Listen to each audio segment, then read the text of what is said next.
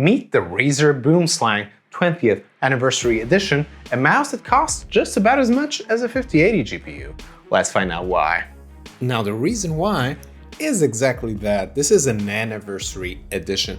This is not really a normal mouse, not in the sense that this is a mouse that you would buy for just normal use, for gaming. I mean, you can, sure, but I'm guessing that 99% of the people who will get their hands on one of these babies will definitely not. They will use it as a collector's piece.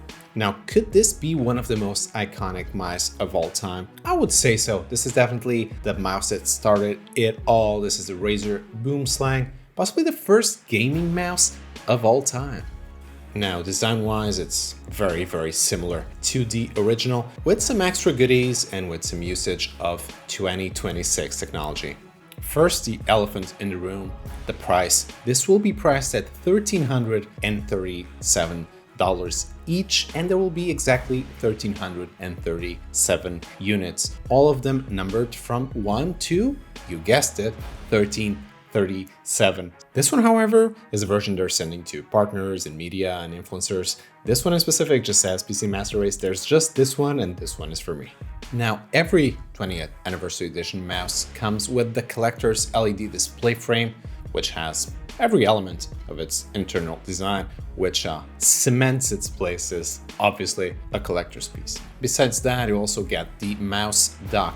Pro, it's magnetic, it has RGB, you'll get the cable, and you'll get a set of glass mouse feet. Besides that, you get the customary message from Min, the CEO of Razer, and actually one of the people who made the first Razer Boomslang and Razer itself possible.